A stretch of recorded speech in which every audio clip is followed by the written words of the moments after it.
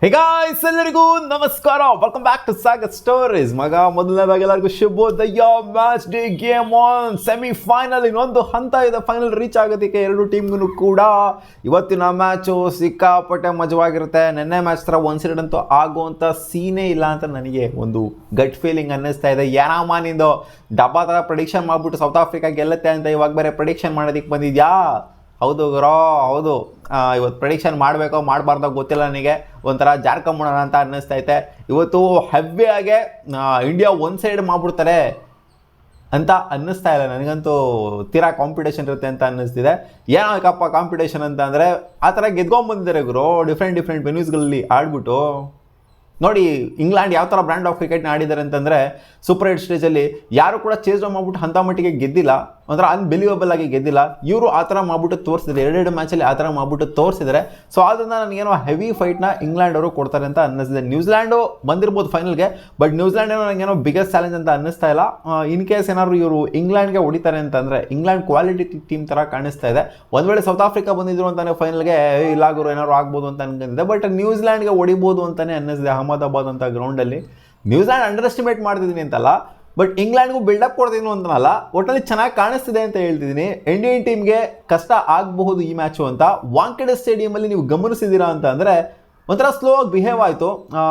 ಆಡಿದ್ವಿ ನಾವು US against. ಮೊದಲನೇ ಮ್ಯಾಚಲ್ಲಿ ನಾವು ಆಡಿದ್ವಿ. ಇಲ್ಲಿ ಸಿಕ್ಕಾಪಟ್ಟೆ ಸ್ಟ್ರಗಲ್ ಮಾಡಿದ್ವಿ ನಾವು ಬ್ಯಾಟಿಂಗಲ್ಲಿ. ಬ್ಯಾಟಿಂಗ್ ಕೊಲಾಪ್ಸು ಕೂಡ ಆಯಿತು. ಅದೇ ಥರ ಇವತ್ತು ಆಗುತ್ತೆ ಅಂತ ಹೇಳ್ತಾ ಇಲ್ಲ. ಒಟ್ಟಲ್ಲಿ ಅದೇ ಬ್ಯಾಟರ್ಸ್ಗಳಿರೋದ್ರಿಂದ, ಅದೇ ವೆನ್ಯೂ ಆಗಿರೋದ್ರಿಂದ, ಡಿಫ್ರೆಂಟ್ ಯೂನಿಟ್ ಆಗಿರೋದ್ರಿಂದ ಇಂಗ್ಲೆಂಡು ಸಿಕ್ಕಾಪಟ್ಟೆ ಚೆನ್ನಾಗಿರುವಂಥ ಬೌಲಿಂಗ್ ಯೂನಿಟ್ ಕೂಡ ಇಟ್ಕೊಂಡಿದೆ.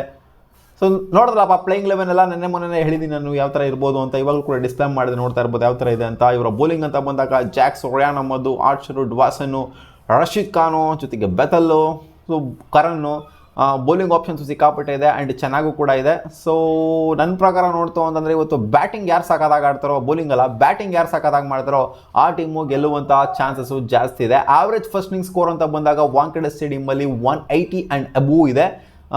ಈ ಸಲ ಚೆನ್ನಾಗಿ ಆಡಿದ್ರು, ಹೌದು. ಆಬ್ವಿಯಸ್ಲಿ ಗೆದ್ವಿ ನಾವು US ಅಗೇನ್ಸ್ಟ್, ಏನು ಸೋತಿಲ್ಲ. ಬಟ್ ಆದರೂ ಬುಡೋಕ್ಕೆ ಬರ್ಸ್ಕೊಂಡ್ಬಿಟ್ಟು ಬಾಯಿಗೆ ಬರ್ಸ್ಕೊಂಡ್ಬಿಡ್ತೀವಿ. ಪೋಪ್ಲಲ್ಲೇ ವಿಕೆಟ್ಗಳನ್ನ ಕಳ್ಕೊಂಡ್ವಿ. ಒಂದು ನೆಗೆಟಿವ್ ಪಾಯಿಂಟ್ ಏನು ಅಂತಲೇ ನಮ್ಮ ಇಂಡಿಯನ್ ಟೀಮ್ದು ನೋಡಿ, ನಾನು ಯಾವ ಥರ ಆಡಿದ್ರು ಫಿನಾಲನ್ನು, ಜೊತೆಗೆ ಟಿಮ್ ಶೆಫರ್ಡ್ ಯಾವ ಥರ ಆಡಿದ್ರು, ಆ ಥರ ಒಂದು ಓಪನಿಂಗ್ ಪಾರ್ಟ್ನರ್ಶಿಪ್ಪು ನಮ್ಮದು ಈ ಒಂದು ಟೂರ್ನಮೆಂಟಲ್ಲಿ ಬಂದೇ ಇಲ್ಲ.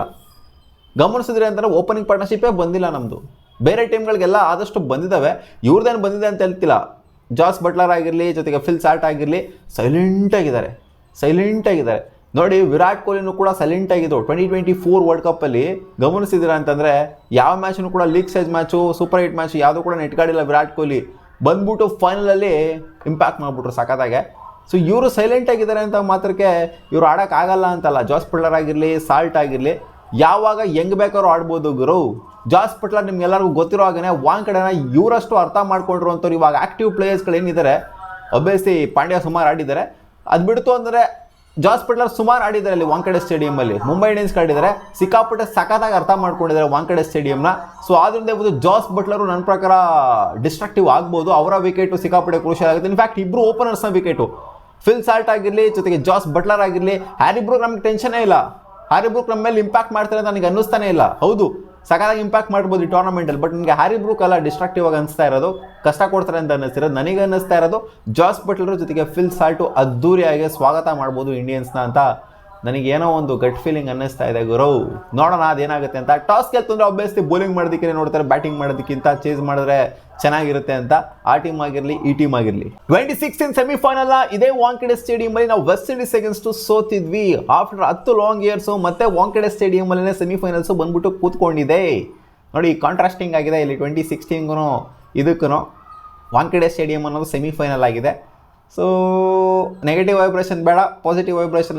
ಏನಪ್ಪ ನೀನು ಬರೀ ನೆಗೆಟಿವ್ ವೆಬ್ಸೇ ಕೊಡ್ತೀಯಪ್ಪ, ಏನು ಗುರು ಅಂತ ಕೇಳಿದ್ರೆ, ಸುಮ್ಮನೆ ರೀ, ನಾನು ನೆಗೆಟಿವ್ ವೆಬ್ಸ್ ಕೊಟ್ಟೆ ತಾನೇ. ಸ್ವಲ್ಪ ಇವ್ರಿಗೆ ಕೊಟ್ಟಿದ್ದೆ, ನಾನು ನ್ಯೂಜಿಲ್ಯಾಂಡ್ ಅವ್ರಿಗೆ ಕೊಟ್ಟಿದ್ದೆ. ಅವ್ರಿಗೆ ಗೆದ್ಬಿಟ್ರಲ್ಲ, ಅದಕ್ಕೆ ಇವತ್ತು ನೆಗೆಟಿವ್ ವೆಬ್ಸ್ ಕೊಡ್ತಾಯಿದ್ದೀನಿ ಇಂಡಿಯಾಗೆ ಗೆದ್ಬಿಡ್ಲಿ ಅಂತ.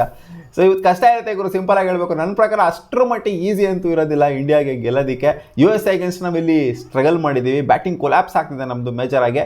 ಸೊ ಬ್ಯಾಟಿಂಗ್ ಕೊಲಾಪ್ಸ್ ಆಗ್ತಿರೋದೆಲ್ಲ ನೋಡ್ತು ಅಂತ ಅಂದಾಗ ಖಂಡಿತ ಒಂದು ಟಾಪ್ ಆರ್ಡರ್ ಅನ್ನೋದು ನಿಂತ್ಕೊಬೇಕು. ಟಾಪ್ 3 ಅನ್ನೋರು ಏನಿದ್ದಾರೆ, 3-4 ಅನ್ನೋರು ಏನಿದ್ದಾರೆ ನಿಂತ್ಕೊಬೇಕು. ಬ್ಯಾಟಿಂಗ್ ಕೊಲಾಪ್ಸ್ ಆಗ್ಬಿಟ್ಟು ನೀವು ಬಾಟಮ್ ಮೇಲೆ, ನೀವು ದುಬೆ ಮೇಲೆ, ಪಾಂಡ್ಯ ಮೇಲೆ ಯಾವಾಗಲೂ ಪ್ರೆಷರ್ ಬಿಡ್ತೀರಾ ಅಂತಂದರೆ ಖಂಡಿತ ಬುಡಕ್ಕೆ ಬರುವಂಥ ಚಾನ್ಸಸ್ಸು ಸಿಕ್ಕಾಪಟ್ಟೆ ಇರುತ್ತೆ. ಅವ್ರ ಕಡೆನೂ ಅಷ್ಟೇ, ಅವ್ರ ಕಡೆ ಚೆನ್ನಾಗಿ ಆಡ್ತಿದ್ದಾರೆ. ಹ್ಯಾರಿ ಬ್ರೂಕ್ ಸಖತ್ತಾಗಿ ಆಡಿದ್ರು.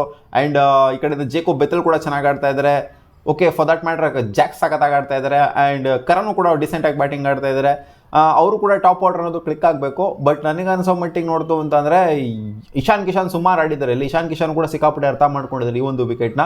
ಯಾಕಂದರೆ ಮುಂಬೈ ಇಂಡಿಯನ್ಸಿಗೆ ಸಿಕ್ಕಾಪಟ್ಟೆ ಆಡರು. ಮುಂಬೈ ಇಂಡಿಯನ್ಸಿಗೆ ಆಡುವಂಥ ಸಿಕ್ಕಾಪಟ್ಟೆ ಜನ ಇದ್ದಾರೆ ಇಲ್ಲಿ. ಸೂರ್ಯಕುಮಾರ್ ಯಾದವ್ ಆಗಿರ್ಬೋದು, ಇಶಾನ್ ಕಿಶನ್ ಆಗಿರ್ಬೋದು, ಹಾರ್ದಿಕ್ ಪಾಂಡ್ಯ ಆಗಿರ್ಬೋದು, ಆಕ್ಟಿವ್ ಆಗಿ ಆಡ್ತಿರೋಂಥ ಪ್ಲೇಯರ್ಸ್ಗಳಾಗಿರೋದ್ರಿಂದ. ಬಟ್ ಆದರೂ ಅವರು ಸ್ಟ್ರಗಲ್ ಮಾಡಿದ್ರು US ಅಗೇನ್ಸ್ಟು. ನೋಡಿ ಈಕ್ವಲ್ ನಂಬರ್ ಆಫ್ ಮ್ಯಾಚಸ್ನ ಗೆದ್ದಿದ್ದಾರೆ, ಸೋತಿದ್ದಾರೆ. ಈ ಒಂದು ಟೂರ್ನಮೆಂಟಲ್ಲಿ ಚೆನ್ನಾಗಿ ಆಡ್ಕೊಂಡು ಬಂದಿದ್ದಾರೆ ಎರಡು ಟೀಮ್ಗಳು ಕೂಡ. ಒಂದು ಆಫ್ ಮ್ಯಾಚ್ ಆಯ್ತು ಅಷ್ಟೇ ಇಂಡಿಯಾಗೆ ಸೌತ್ ಆಫ್ರಿಕಾ ಅಗೇನ್ಸ್ಟ್ ನೋಡ್ತು ಅಂತ ಅಂದಾಗ ಅದು ಕ್ವಾಲಿಟಿ ಟೀಮ್ ಅಗೇನ್ಸ್ಟು. ಅದು ಬಿಡ್ತು ಅಂತಂದರೆ ಎಲ್ಲ ಮ್ಯಾಚ್ನು ಕೂಡ ಒಂದು ರೇಂಜಿಗೆ ಚೆನ್ನಾಗಿ ಆಡ್ಬಿಟ್ಟೇ ಗೆದ್ದಿದ್ದಾರೆ. ಕನ್ವಿನ್ಸಿಂಗ್ ಆಗಿ ಗೆದ್ಬಿಟ್ಟಿದ್ದಾರೆ ಎಲ್ಲ ಮ್ಯಾಚು ಅಂತ ಹೇಳ್ತಾ ಇಲ್ಲ, ಬಟ್ ಒಂದು ರೇಂಜಿಗೆ ಚೆನ್ನಾಗಿ ಆಡ್ಬಿಟ್ಟು ಗೆದ್ದಿದ್ದಾರೆ. ನೋಡಿ ಇಲ್ಲಿ ಮುಂಬೈ ಇಂಡಿಯನ್ಸ್ ಆಡೋವಂಥ ಸುಮಾರು ಜನ ಇದ್ದಾರೆ.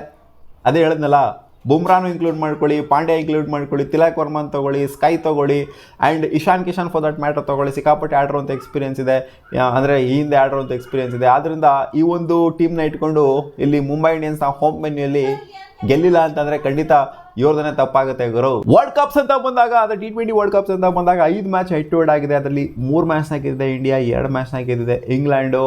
ಇಲ್ಲಿ ವಾಂಕಡೆ ಸ್ಟೇಡಿಯಮಲ್ಲಿ ಕೂಡ ಒಂದು ಹೆಡ್ ಟು ಹೆಡ್ ಆಗಿದೆ. ಅದು 2016ನಲ್ಲಿ ನಾರ್ಮಲ್ ಮ್ಯಾಚ್, ಅದು ಗ್ರೂಪ್ ಸ್ಟೇಜ್ನ ಮ್ಯಾಚು. ಅದರಲ್ಲಿ ಇಂಗ್ಲೆಂಡ್ನ ಹೊಡೆದಿತ್ತು ಇಂಡಿಯಾ. ಸೊ ಅದು ನೋಡ್ತು ಅಂತಂದಾಗ ಖಂಡಿತ ಇಂಡಿಯಾ ಅಪ್ಪರ್ ಹ್ಯಾಂಡ್ ಇದೆ ಅಂತ ಹೇಳಬೇಕು. ವಾಂಕಡೆಯಲ್ಲೇ ಹೊಡೆದ್ಬಿಟ್ಟಿದ್ದೀವಿ ನಾವು ಇವ್ರಿಗೆ ಅಂತ. ಬಟ್ ನಾಕೌಟ್ಸ್ ಅಂತ ಬಂದಾಗ ನೋಡಿ, ಅವರೊಂದು ಸಲ ಗೆದ್ದಿದ್ದಾರೆ 2022ಅಲ್ಲಿ. 2 ಸಲ ಲಾಸ್ಟ್ 2 ಸಲ ನೋಡ್ತಾನೆ ನಾವು ಮುಖಾಮುಖಿ ಆಗಿರೋದು ನಾಕೌಟ್ಸಲ್ಲೇ. ಹಂಗೆ ನಾರ್ಮಲ್ ಗ್ರೂಪ್ ಸ್ಟೇಜಲ್ಲಿ ಮುಖಾಮುಖಿ ಆಗ್ತಾನೆ ಇಲ್ಲ. ಗ್ರೂಪ್ ಸ್ಟೇಜಲ್ಲ, ಯಾವುದೋ ಜಮಾನ್ದಲ್ಲಿ ನಾವು ಮುಖಾಮುಖಿ ಆಗಿ 2016 ಅಂತ ಅಂದ್ಕೊಳ್ಳಿ ಲಾಸ್ಟ್ ಆಗಿರೋದು. ಅದಾದಮೇಲೆ ನಾವು ಮುಖಾಮುಖಿ ಆಗಿರೋದೇ ಇವರಿಗೆಲ್ಲ ನಾಕೌಟ್ಸಲ್ಲಿ. ಸೆಮಿಫೈನಲಲ್ಲೇ ಹ್ಯಾಟ್ರಿಕ್ಸ್ ಎಲ್ಲ ಸಿಗ್ತಾ ಇರೋದು. ಅದೇ ಹೇಳಿದ್ನಲ್ಲ, ಇದು ಬೇಕು ಅಂದರೂ ಹಾಕಿಸ್ಕೊಳಕ್ಕಾಗಲ್ಲ. 3 ಸಲ 2022, 2024 ಆ್ಯಂಡ್ 2026 ಒಂದು ಸಲ ಅವ್ರು ಗೆದ್ದಿದ್ರೆ, ಒಂದು ಸಲ ನಾವು ಗೆದ್ದಿದ್ದೀವಿ. ಇದು ಆಲ್ಟರ್ನೇಟ್ ಆಗುತ್ತಾ ಅಥವಾ ಬ್ಯಾಕ್ ಟು ಬ್ಯಾಕ್ ಆಗುತ್ತಾ ಅಂತ ನಾವು ವೆಯ್ಟ್ ಮಾಡಿಬಿಟ್ಟು ನೋಡಬೇಕು. ಸೊ ಇವತ್ತಿನ ಮ್ಯಾಚಲ್ಲಿ ನನ್ನ ಪ್ರಕಾರ ಬೌಲಿಂಗ್ ಅಂತ ಬಂದಾಗ ಹಾರ್ದಿಕ್ ಪಾಂಡ್ಯ ಇಲ್ಲಾಂದರೆ ಬುಮ್ರಾ ಅವರು ಇಂಪ್ಯಾಕ್ಟ್ ಮಾಡ್ತಾರೆ ಅಂತ ಅನ್ನಿಸ್ತಿದೆ, ಸ್ಟ್ರಾಂಗ್ ಆಗಿ ಅನ್ನಿಸ್ತಿದೆ. ಇವ್ರ ಕಡೆ ನೋಡ್ತು ಅಂತ ಅಂದರೆ ಇವ್ರ ಕಡೆ ಯಾರಪ್ಪ ಇಂಪ್ಯಾಕ್ಟ್ ಮಾಡೋ ಥರ ಕಾಣಿಸ್ತಾವ್ರೆ. ಜೋಫರ್ ಆರ್ಚರ್ ಏನೋ ನನಗೇನೋ ಇಂಪ್ಯಾಕ್ಟ್ ಮಾಡ್ತಾರೆ ಅನ್ನಿಸ್ತಿಲ್ಲ. ನನಗೇನೋ ಅನ್ನಿಸ್ತಾ ಇದೆ ಗುರು, ಒಂದು ಗಟ್ ಫೀಲಿಂಗ್ ಬರ್ತಾ ಇದೆ. ಸ್ಯಾಮ್ ಕರನ್ ಏನೋ ಸ್ವಲ್ಪ ಇಂಪ್ಯಾಕ್ಟ್ ಮಾಡ್ಬೋದು ಅಂತ ಅನ್ನಿಸಿದೆ ಬೌಲಿಂಗ್ ಅಂತ ಬಂದಾಗ. ಜೊತೆಗೆ ಆದಿಲ್ ರಶೀದ್ ಅಥವಾ ವಿಲ್ ಜಾಕ್ಸ್ ಇಂಪ್ಯಾಕ್ಟ್ ಮಾಡ್ಬೋದು ಅಂತ ಅನ್ನಿಸಿದೆ.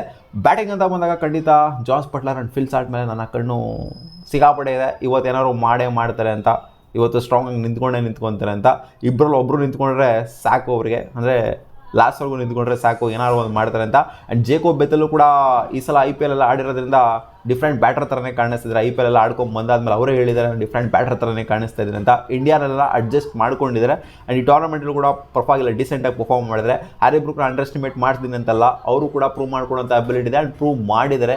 ಇಂಡಿಯಾ ನೆಲದಲ್ಲಿ ಅಷ್ಟೊಂದು ಸೌಂಡ್ ಆಗದೆ ಇರ್ಬೋದು, ಬಟ್ ಈ T20 ವರ್ಲ್ಡ್ ಕಪ್ಪಲ್ಲಿ ಸಖತ್ತಾಗಿ ಸೌಂಡ್ ಮಾಡಿದ್ದಾರೆ. ಸೊ ಟಾಮ್ ಬ್ಯಾಂಟನ್ ಮೇಲೆ ಅಷ್ಟೊಂದು ಎಕ್ಸ್ಪೆಕ್ಟೇಷನ್ ಏನಿಲ್ಲ, ಜಾಕ್ಸ್ ಮೇಲೆ ಸಿಕ್ಕಾಪಟ್ಟೆ ಎಕ್ಸ್ಪೆಕ್ಟೇಷನ್ ಇಲ್ಲ. ಬಾಟಮ್ ಬಿಟ್ಬಿಟ್ಟು ಸರಿಯಾಗಿ ಮ್ಯಾಚ್ನ ಗುದ್ಬಿಟ್ಟು ಫಿನಿಶ್ ಮಾಡ್ತಾರೆ ಅಂತ. ಆ್ಯಂಡ್ ನಮ್ಮ ಕಡೆ ನೋಡ್ತು ಆದರೆ ಸಂಜು ಸ್ಯಾಮ್ಸನ್ನು ಸಖತ್ತಾಗಿ ಪರ್ಫಾರ್ಮ್ ಮಾಡಿದ್ದಾರೆ ಲಾಸ್ಟ್ ಮ್ಯಾಚು. ಅಭಿಷೇಕ್ ಶರ್ಮಾ ಫಾರ್ಮಿಗೆ ಬರಬೇಕಾಗಿದೆ, ಇಶಾನ್ ಕಿಶನ್ ಕೂಡ ಫಾರ್ಮಿಗೆ ರಿಟರ್ನ್ ಆಗಬೇಕಾಗಿದೆ, ಸೂರ್ಯಕುಮಾರ್ ಯಾದವ್ ಕೂಡ ಫಾರ್ಮಿಗೆ ರಿಟರ್ನ್ ಆಗಬೇಕಾಗಿದೆ. ಕೊಲ್ಯಾಪ್ಸ್ ಆಗ್ತಾ ಇದ್ದೀವಿ ಅಷ್ಟೇ ನಾವು. ಸಂಜು ಸ್ಯಾಮ್ಸನ್ನು ಸಖತ್ತಾಗಿ ನಿಂತ್ಕೊಂಡು ಆಡಿಲ್ಲ ಅಂತಾರೆ ಲಾಸ್ಟ್ ಮ್ಯಾಚು, ಓತಾ ಹೊಡೆದು ಬರ್ತಿದ್ವಿ ಲಾಸ್ಟ್ ಮ್ಯಾಚ್ನೇ ನಾವು. ತಿಲಕ್ ವರ್ಮಾ ಪರವಾಗಿಲ್ಲ ಚೆನ್ನಾಗಿ ಆಡ್ತಿದ್ದಾರೆ, ದುಬೇನು ಕೂಡ ಚೆನ್ನಾಗಿ ಆಡ್ತಿದ್ದಾರೆ, ಹಾರ್ದಿಕ್ ಪಾಂಡ್ಯನು ಕೂಡ ಪರವಾಗಿಲ್ಲ ಚೆನ್ನಾಗಿ ಆಡ್ತಾ ಇದ್ದಾರೆ. ಸೊ ಇಲ್ಲಿ ನೋಡಿ, ಲೋವರ್ ಮಿಡ್ಲ್ ಆರ್ಡರ್ ಇದೆ, ಚೆನ್ನಾಗಿ ಆಡ್ತಿದೆ.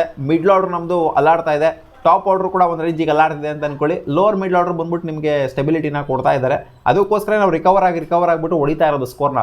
ಲೋವರ್ ಮಿಡ್ಲ್ ಆರ್ಡರ್ ದುಬೆ ಏನಿದ್ದಾರೆ, ತಿಲಕ್ ವರ್ಮಾ ಏನಿದ್ದಾರೆ, ಹಾರ್ದಿಕ್ ಪಾಂಡ್ಯ ಏನಿದ್ದಾರೆ, ಯಾವ್ದಾರ ಒಂದು ಮ್ಯಾಚಲ್ಲಿ ಬಂದ್ಬಿಟ್ಟು ನಿಂತ್ಕೊಂಡು ಆಡ್ತಾ ಇದ್ದಾರೆ. ಅದಕ್ಕೋಸ್ಕರ ನಾವು ಕೊಲ್ಯಾಪ್ಸ್ ಆದ್ರೂ ಕೂಡ ರಿಕವರ್ ಆಗ್ತಾ ಇರೋದು. ಸೊ ಈ ಮ್ಯಾಚಲ್ಲಿ ಏನಾಗಬೇಕು ಅಂದರೆ ಟಾಪ್ ಆರ್ಡರ್ ಕಾಂಟ್ರಿಬ್ಯೂಟ್ ಮಾಡಬೇಕು, ಟಾಪ್ ಆರ್ಡರ್ ಸಖತ್ತಾಗಿ ಆಡಬೇಕು. ಅವ್ರ ಕಡೆನೂ ಕೂಡ ಟಾಪ್ ಆರ್ಡರ್ ಸಖತ್ತಾಗಿ ಆಡುತ್ತೆ ಅಂತ ಎಕ್ಸ್ಪೆಕ್ಟೇಷನ್ ಇದೆ. ನಮ್ಮ ಕಡೆನೂ ಕೂಡ ಟಾಪ್ ಆರ್ಡರ್ ಸಖತ್ತಾಗಿ ಆಡಬೇಕು, ಒಂದು ಯೂತ್ ಸ್ಕೋರ್ ಆಗಬೇಕು. ಆ ಯೂತ್ ಸ್ಕೋರ್ನ ನಮ್ಮ ಇಂಡಿಯಾ ಚೇಸ್ ಮಾಡಬಹುದು. ಅಂದರೆ ಇನ್ ಕೇಸ್ ಏನಾದ್ರು ನಾವು ಟಾಸ್ ಏನಾದ್ರು ಗೆದ್ವಿ ಅಂದರೆ, ಬೌಲಿಂಗ್ ಆಯ್ಕೆ ಮಾಡ್ಕೊಂಡ್ವಿ ಅಂದರೆ ಚೇಸ್ ಮಾಡಬೇಕು, ಸೈಕಾಗಿರುತ್ತೆ ನೋಡೋದಕ್ಕೆ ವಾಂಕಡೆಯಲ್ಲಿ ಅಂತ ಅನ್ಕೊತಾ ಇದ್ದೀನಿ. ಸೊ ಟಾಸ್ ಗೆದ್ಬಿಟ್ಟು ಬ್ಯಾಟಿಂಗ್ ಆಯ್ಕೆ ಮಾಡ್ಕೊಳೋದು ಸಿಕ್ಕಾಪಟ್ಟೆ ಡೌಟ್ಫುಲ್ ಇಲ್ಲಿ ಈ ಒಂದು ವೇನಿಲಿ. ಸೆಕೆಂಡ್ ಇನ್ನಿಂಗ್ಸಲ್ಲಿ ಡ್ಯೂ ಫ್ಯಾಕ್ಟರ್ ಬರೋದ್ರಿಂದ ಪ್ರಾಬ್ಲಿ ಬೌಲಿಂಗ್ ಕಡೆನೇ ಹೋಗ್ತಾರೆ ಅಂತ ಅಂದ್ಕೊಂಡಿದ್ದೀನಿ. ನೋಡೋಣ ಇವತ್ತಿನ ಮ್ಯಾಚ್ ಏನಾಗುತ್ತೆ ಅಂತ. ನಾನು ಹೇಳ್ತಾ ಇದ್ದೀನಿ, ಇವತ್ತಿನ ಮ್ಯಾಚು ಖಂಡಿತ ಈಸಿ ಇರಲ್ಲ ಇಂಡಿಯಾಗೆ, ಅರ್ಥ ಮಾಡ್ಕೊಳ್ಳಿ. ಮತ್ತೆ ಸಿಗುವ ಮುಂದಿನ ವಿಡಿಯೋದಲ್ಲಿ.